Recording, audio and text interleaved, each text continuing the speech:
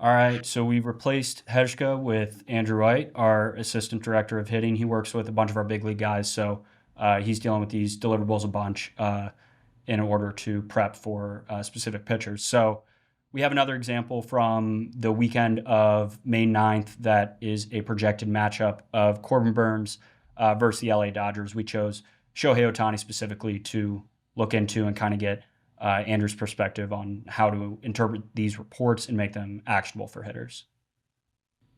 Yeah, so overall stuff, profile on Burns, uh, definitely throws his cutter harder than most.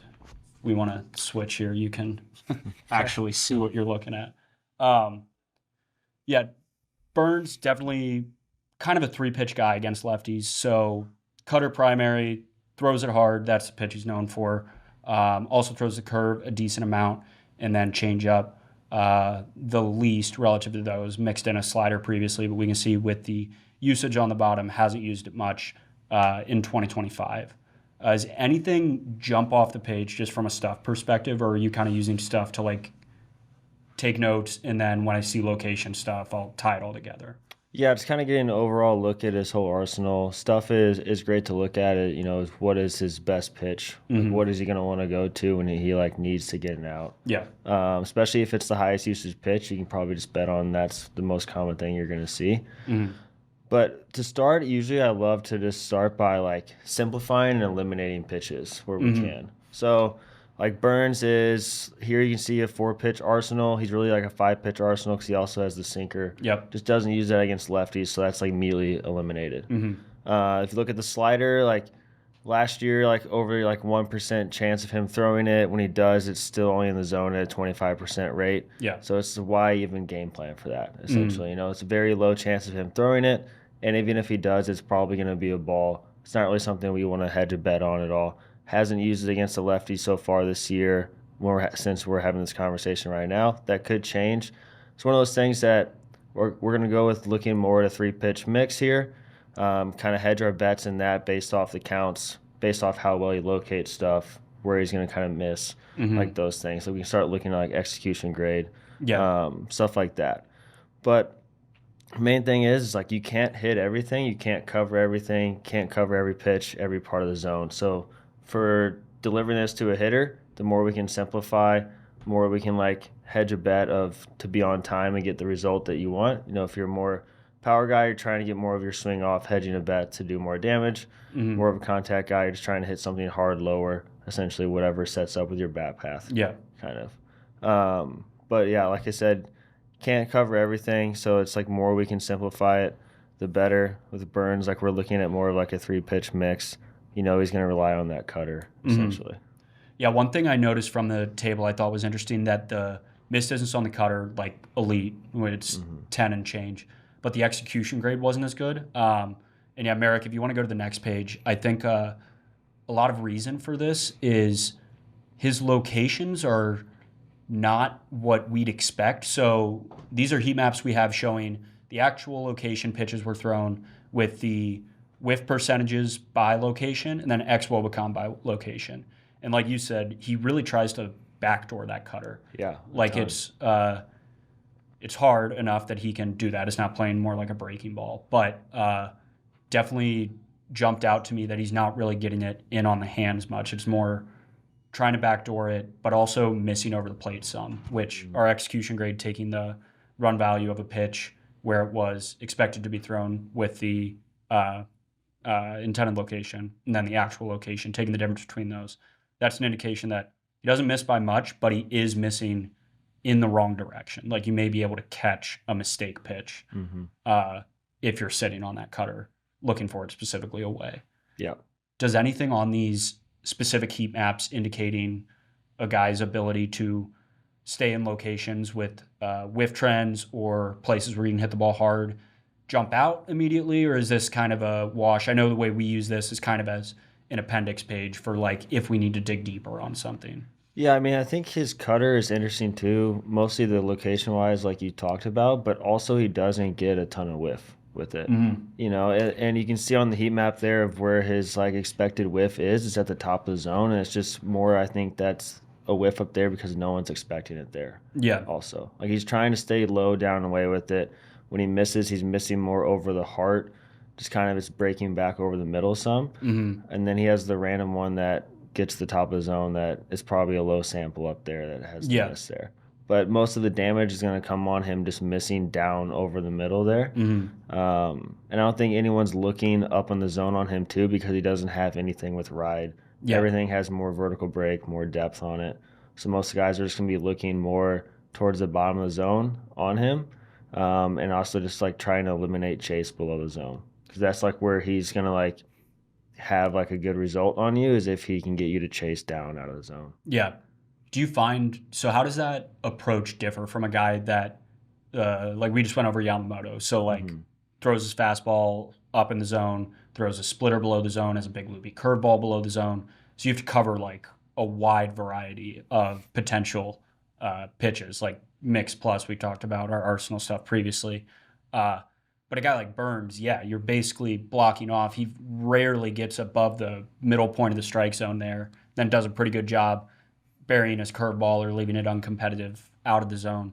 How does that change the way you're kind of cueing a hitter to set his sights or lay off that stuff below the zone when everything basically is going to be breaking beneath your belly button or all the way down to the ground? Yeah, it's interesting because you can kind of just narrow that part of the zone more of knowing that there's going to be more pitches there and kind of looking to ambush pitches there. Where I think someone that has more coverage of the zone and different arsenal layout there, it's you're kind of setting your sights higher up in the zone there to like ambush a fastball or like be like stay on top of a heater or something there. But you're also setting your sights high to keep you off like from chasing below the zone. Yeah. Stuff like that. So I think here you can have just eliminate pitches even more down and then or not down like is in the zone, down as in like less pitches and just be okay with him landing something else for a strike essentially because he's just not going to consistently do that. Like you can like if you're Ohtani here, you can pretty much hedge your bet on the cutter and looking to like do damage or get your swing off on that, and like tip your cap if he's going to like land some changeups for a strike essentially. Because if you're looking at this, there's a very high chance they're going to see a cutter. He's mostly going to try to stay down away with it. If he misses back over the middle is when he can really do damage on it. Like the curveball, it's mostly going to be a ball or he's going to try to like backdoor it and land it over the middle there. So like you can look for the cutter more middle away coming back to you some and you're trying to drive it through the oppo gap or through center field. And then if you recognize the pop of the curveball, or if he actually hangs it, now like you're pulling that in the air essentially. So like those cues kind of help you keep direction through the cutter, but also be able to like turn on the curveball essentially there. And then with the changeup, it's the only thing moving away from you. Yeah. So it's like you can pretty much, if you don't recognize spin or something breaking into you, just like shut down your swing. And it's like a low chance of him like putting those in the strike zone and stealing strikes. Very much using it as a chase pitch off the plate. Yep. Yeah, Marek, if you want to go to the next page, I think next question. Just quick before we do, like I know this is a hitting talk, but maybe for you, Lamb, but like, doesn't the slider seem like something he should just up his usage of pretty dramatically? I mean, you get really high X whiff, 60 grade stuff, 70 grade execution because wherever he throws it, he's getting whiffs. In the first place, and like it bridges really well off the cutter. It deviates from the expected shape from his slot. Like I don't know, it seems like a change that he can make going forward. But no, it definitely, the brightest red on the X whiff of any pitch type. 87, 8.5 HV, neg 4.3 IVB, 30-50 spin rate, 60 grade stuff, 70 grade execution. I mean, 14.4. For the miss distances. Small sample, that probably does it. But, the whiff rates are good. And again, the way it plays off the cutter feels like one of the key advantages there. But because the cutter, as I read through this, just really stood out. Everybody knows he's got a great cutter, but the number of different ways in which it's a zone pitch, it bridges well, it deviates from the expected shapes. Good pitch. Yeah, it really seems like especially if he were to get more... if he were to use more cutters in, I think like something Blake Trinan does really well is like pounding cutters in on lefties and then like back footing sweepers. I feel like that slider could play for that sort of effect of working in. But yeah, it's interesting looking at Burns. He really doesn't work into lefties much with anything. So yeah, I think it could help serve that role rather than being a little bit. His curveball is definitely not loopy; it's still thrown over 80, but yeah, having less of a velo difference, but still getting the depth there. And maybe you Yeah, I said think this we already, could but make as the far as like cutter. eliminating pitches, you talked Yeah, about eliminating pitch types. Do you eliminate parts of the zone as something if you know he's not working in on lefties very much? Yeah, 100%. I think the slider will allow him to get to that inner half more, or like get that chase down below the zone. Because if you're looking more for that cutter middle away, and you're picking up it essentially as a cutter, and it's actually that slider, like it's gonna be a much. Right now, you're limited down to the cutter and the curveball, which are two very different profiles. Big difference in speed, big difference in vertical break, how it comes hmm out of the hand. It's gonna be pretty obvious of which one that is. Like you're not gonna get a lot of just, I would say, like indecision almost. yeah, indecision, or like he was sitting on the cutter and swung because he thought it was a cutter, but it was actually the curveball. It's not hmm going to be a lot of that. Whereas you would get that more with the slider. Now he's like looking for that cutter middle away, but it's actually the slider breaking down and in, and like you're gonna get that whiff down below zone. And I also think it's compelling too is he could use that slider even a little bit more of a backdoor also because Yeah. it's coming out of an angle too where they're gonna shut down on that cutter like it's gonna be Mm. a ball. Where now as the slider comes back a little bit more and like steals a strike Yeah. too. Marek, if you go to the next page, I think something really interesting. We have fastball profiles with the one before. We have fastball profiles factored in our breaking ball models. So that could be some of what this slider X whiff is picking up on. That this trajectory is very similar to his cutter, in that because of that, we think anywhere low and inside in the zone is going to generate whiffs against lefties. Yeah, so something I touched on with looking to set your sights for the cutter middle away and see it kind of through left center field, and that kind of hedges your bets for the curveball. So I really like these visuals we have here showing the 3D trajectories set to the typical locations for each of the pitches. So here on the left, we can see the cutter thrown to its typical spot, which is essentially middle. And at that point in time, the curveball is a little higher and hasn't reached the plate yet.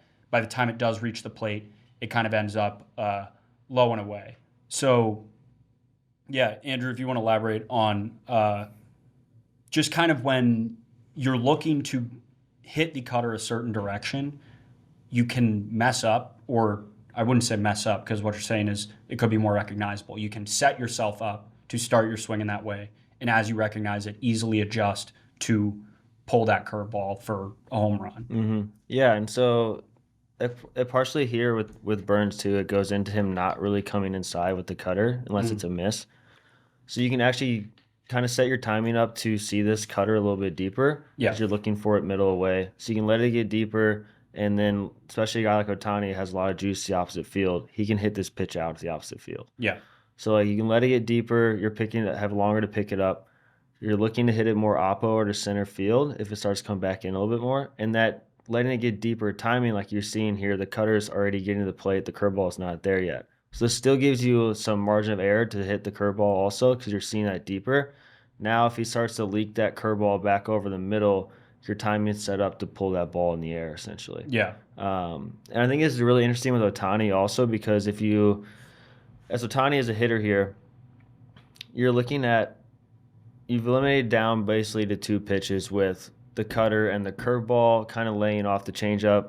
It plays different. It's not going to be in the zone. You're kind of shutting down off the changeup. So you're eliminated down to the cutter and the curveball. And if you look at, as Ohtani is a hitter here, you know which ones you hit better. If you look at your last year, like you hit the curveball much better than you hit the cutter. So cutters, Burns' better pitch. It's a pitch that you didn't hit as well last year out of the two that he's going to throw. You have a way higher chance probably of seeing a cutter. So like you're kind of selling out, hedging your bet more on the cutter, and then you're kind of setting your timing up for that to still have a chance on the curveball. Yeah. It would be different if Burns, busted guys in with the cutter here because then you probably need to not back that cutter up as much because otherwise you're just gonna get blown up in with it. Yeah. So like that would be, you have to hedge your bet even more if you're looking for it more middle in because you're gonna need to catch that pitch a little bit farther out front. You need to make the decision a little bit earlier. Yeah. You're kind of selling out more to the pull side, whereas him mostly staying away with it, you can back it up a little bit more, which gives you a better chance on that curveball too. Yeah. Kind of open question to Is it Marek. Is it all about seeing the hump out of the hand if it's down to cutter and curveball? We do a lot of stuff that is looking at how the pitches, how tightly they are at the decision point. But when you have that kind of distinguishing characteristic on the curveball, is that something you tell the guy, lock in on seeing that, and that'll tell you everything you need to know? Yeah, and so one thing we have in a hitter report too is kind of like the arm angle with it. So we'd see if there's a change in arm angle for the from the two, and if there's not, then you are looking for more for that hump. And especially with the curveball here, you're looking for it more up in the zone or like coming out higher, because if it comes out around the same like slot or visual angle as the cutter, it's just going to be a ball below the zone. Yeah. So Exactly. that's where you're looking for it more up, and then that's like where it's coming back over the plate. You're kind of pulling it. So that's like kind of where I again think that having that slider used more on the lefties would benefit him, just because it's going to come out more of the same visual as the cutter and tunnel or and blend with it better, essentially. For sure. Just looking at count tendencies, I think for a guy like Burns is less important, but interested on your perspective, in that other than usage here, we don't really care a bunch about locations other than just based on the fact that the three shapes are very distinct in that we have the cutter going to break in towards you, curveball probably popping out of the hand, and then changeup is the only thing going arm side. So it's pretty set, at least if I'm interpreting right, like the general ball flight cue or how we're approaching this guy in all counts. Would you agree, or do you think there's still value to be gained from the location and count state-based stuff in this scenario? No, I think it just better gives you a decision on eliminating that changeup, essentially. Because if you look at this by count, really the only count that he's landing that changeup or trying to put it in there for a strike is on a hitter's count, which is still pretty low usage, and just kind of sneaking that in there if I remember that right. And then even when he does that, if you look at the trajectories, it's coming out more like inside towards you. Yeah. So it's coming out more of an angle that you're going to pick up underneath that cutter. It's not tunneling off of it and then running out of like a chase. So if he's going to land the changeup for a strike, he has to basically start it more in on you. It's going to look like a cutter that would hit you. Exactly. Yeah, so he has to like basically, and you just know that if you think about it from Burns' perspective, it's in this arsenal, it's his third best pitch. Yeah. And it's not one he really seems that comfortable with or goes to a lot. Not one that he like lands for a strike a ton. Yeah. So there's a pretty low chance that he's just going to hedge the bet of, I'm just going to try to steal strikes with a changeup here. Yeah. And like consistently land them and be okay with getting beat on my third best pitch. So an interesting question specific to Ohtani. So I won't pepper you too much on him because he's not one of our current athletes that you know everything about. But we've worked with some high caliber athletes previously. How much are you trying to factor in Burns thinking this dude's the best hitter in the world? Like, I may need to change something with this. Are there certain guys where you have to dig a layer deeper into how he's approached other elite lefties, or if that usage changes? Yeah, you can look at similar hitters and dig a little bit deeper. But that's kind of the difference of, I would say, like pregame planning and like in-game adjustments. Okay. Essentially. Yeah. It's like, this is the info we have, the best representation of how he's pitched in the past. Say how he's pitched me specifically in the past, like what I think he's probably going to do, what his better stuff is, where he tries to go with it. Kind of create a formal game plan of what is most likely going to happen, and how that sets up for me as a hitter, what's going to be the best success. That's what a lot of the conversations we have with guys too is like, this is the best game plan going into the game. Yeah. We've eliminated these 2 or 3 pitches until he shows us something different. Yeah. There has to be a big change in what he starts throwing to other hitters leading up to my bat, or like in my first at bat or two of the game. If he does start using like a changeup sinker here a bunch this game, then that's more of an in-game adjustment that we kind of have a plan for that we change. But like right now, this is like the most probable thing that's going to happen. So like that's what we're hedging our bet on. We don't want to like game plan around something that's not likely going to happen. Yeah, that makes sense. So I think final question here. These deliverables, the way they kind of work at Driveline, we make them primarily for our trainers, and then a lot of the visuals get passed along to the athlete. Yep. But usually to the trainer, filter down the info into athlete specific. You guys have worked with them. You know what they want to hear, what they don't care about. What would you say, not literally to Ohtani, to your average athlete, assuming in this case this is Ohtani, what's the final message you're sending to about Burns? Yeah, so we basically give them the parts of the report that they want each day to look at more granular. Some guys want more info, want like the whole report. Some guys just want, a visual or two and like the summary notes. Yeah. So as a trainer, we go through this whole thing. We look at all of it, and then we just drop like the summary notes with the info that they wanted, essentially. And so that's where it just boils down to like a simple game plan of, looking more for the cutter middle away, looking to drive it more to the opposite field. And then like in certain counts, maybe we switch that approach a little bit. We have kind of like that overall approach, what we're trying to do with it.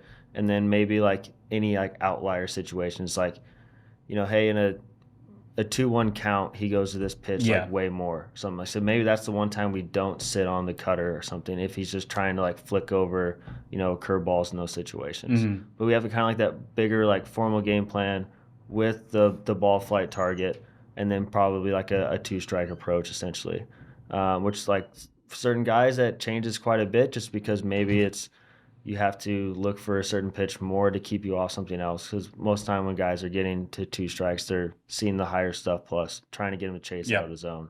That's where it kind of is more formally dictated based off of that current hitter, like how good his swing decisions are, what kind of like matchup they have with that pitcher. But overall, it's getting boiled down to just a very simple, just like approach, and then it's kind of on them a little bit with like a backup plan if we see a pitcher like deviating from what we expected. Yeah, definitely. I think another thing too, I know we give our athletes is sometimes the easiest preparation is just remembering previous matchups. So a guy like Shohei has only been in the NL West 1 year, but 3 years from now, Burns signed a big contract too.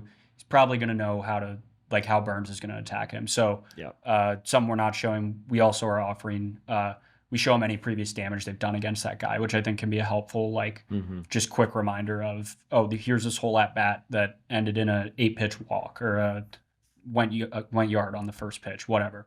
That along with literal video of the specific pitcher executing a pitch as they typically do, I think can be an effective reminder to an athlete. I really liked in that video, just watching it before we jumped on here, that you could see that, the one that Ohtani went yard on, the cutter, was like the one that Burns left in a red zone.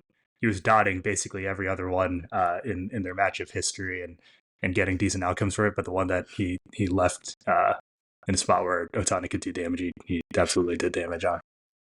Yeah.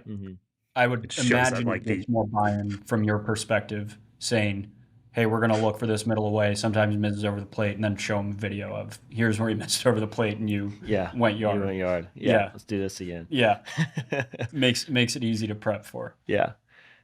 Yeah, and it's good. And that's like where a lot of this info too can help guys make changes from pitcher to pitcher too, of if they wanted, like where they stand in the box, also like where they're looking and stuff. Yeah. So maybe if it is an Ohtani who like does still slug on the outer half of the plate, if it's a guy that generally likes to get someone closer to them, you could be looking at the Burns profile here as a lefty and looking how he's mostly going to try to stay away. The only time he's kind of coming in is if he misses. Yeah. So, and he has pretty good command of the cutter. So this could be a game where we scoot up on the plate some. You bring that cutter a little bit closer to you. You bring that outer half more in where he's most likely going to throw it, more like closer to you, where you making it more of like a middle pitch, to where you actually slug more, and you're like forcing Burns to be uncomfortable, do what he doesn't usually do to really get in on you. Yep, exactly. And forcing him to come inside, or forcing their team to pick up on maybe you did scoot up in the box, and now they have to like actually bust you in to get you back off the plate. Yeah. Cool. Yeah, I think it's really interesting to see from our perspective all the models fed in. They don't mean anything unless we get something worthwhile. And yeah, having you guys able to interpret them definitely makes it gets that worthwhile. Yeah, it's a lot of fun taking all of that and turning it into a game plan. So. Sweet. Well, appreciate your time, Aydt. Yeah, that's all we got on advanced reports.